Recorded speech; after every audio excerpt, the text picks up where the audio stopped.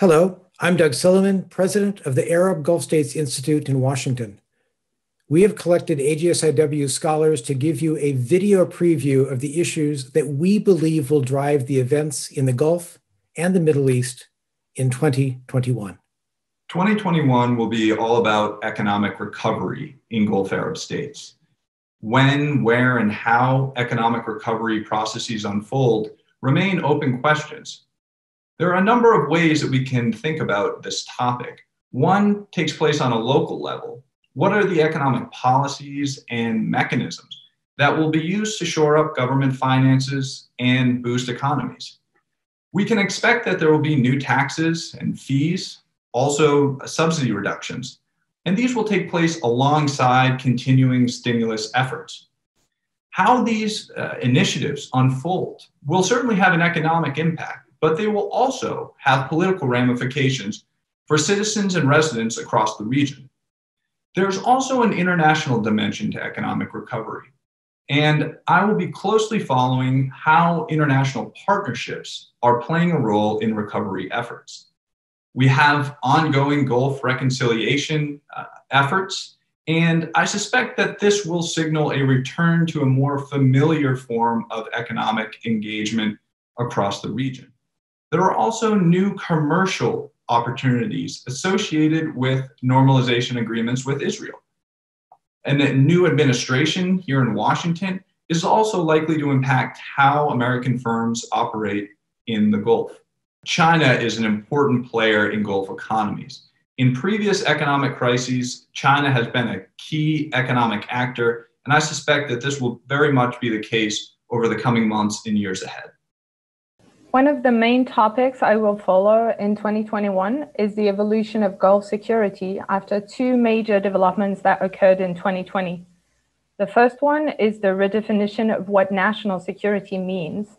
The pandemic and the multifaceted toll it took on societies and economies alike have indeed put public health, food security, and economic sustainability back front and center of Gulf leaders' concerns. The second one is the confirmation of the multipolarization of Gulf security, including the rapprochement with Israel through the Abraham Accords and the consolidation of ties with China.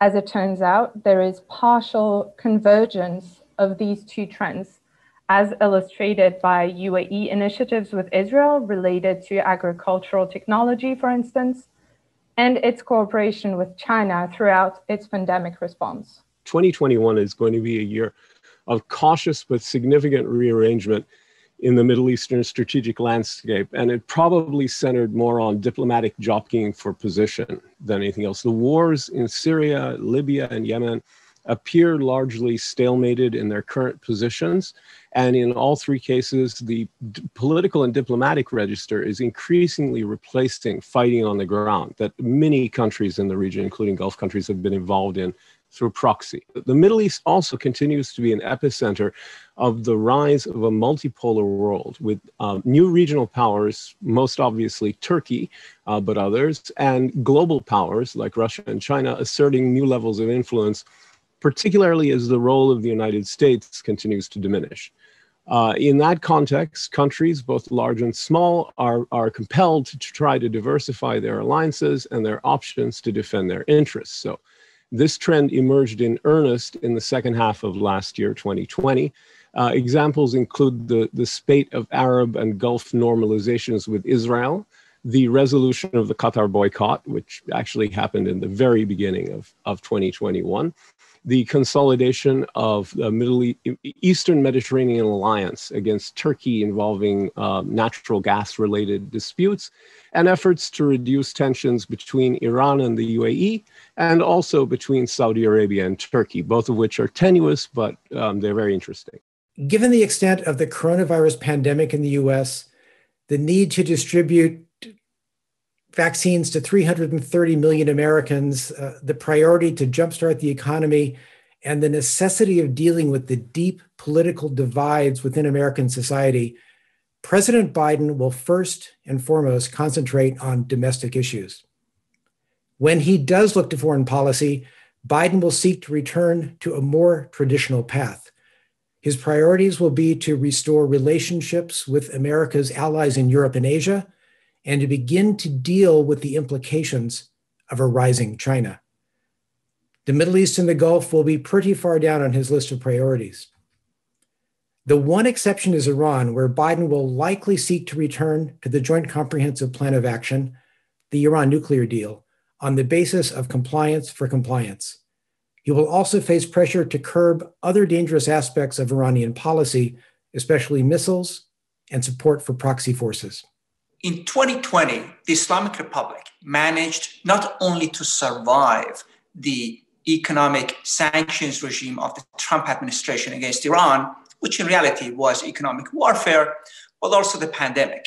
Therefore, I'm expecting that the regime will confront challenges and opportunities of 2021 with much greater self-confidence. Politically, the Islamic Republic will not only elect a new president, but most of the institutions of the state would also prepare for a new leader and succession after Mr. Khamenei. As I explain in my book, the one institution which will benefit most from the process and whose candidate will most likely become the next leader of Iran is the Islamic Revolutionary Guard Corps. 2021 will also be the year of economic reconstruction after the sanctions regime and after the pandemic. Here, the Islamic Republic will need to reach an agreement with the United States to re-enter the Joint Comprehensive Plan of Action and remove the existing sanctions regime against Iran. However, in order to extract sanctions relief from the US, the Iranian leadership believes it needs to engage in military actions and pose threats against the United States interests and those of US allies in the Middle East region in order to gain a better negotiating position. One of the main issues that I certainly will be following that is important for the region and for Gulf relations is new approaches to Iraq. It is clear that the Biden administration will place importance on a new policy that will engage Iraq in different ways than the US has done over, well, really since 2003. And these different avenues include encouraging investment, not only from the US, but also from GCC countries.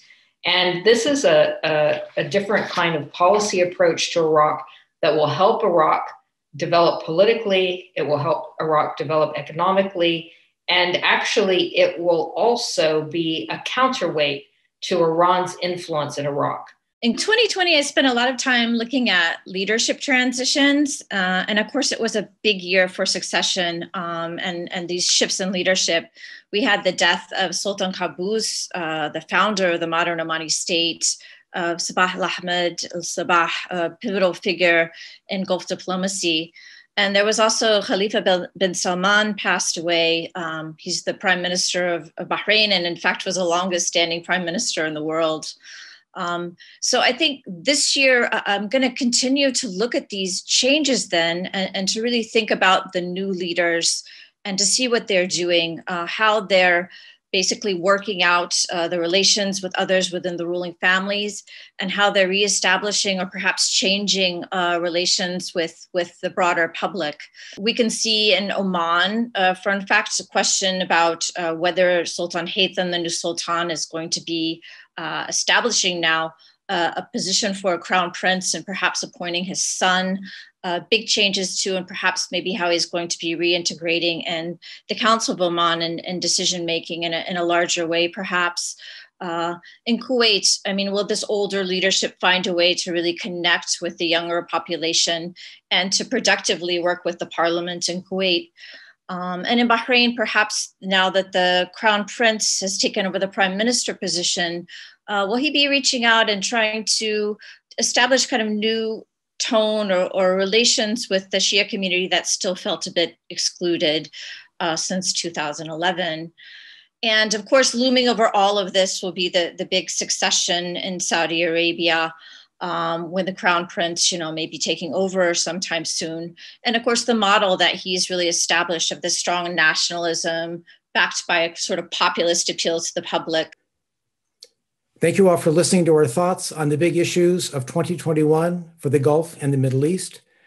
If you want any more information on any of these topics, please visit our website at www.agsiw.org.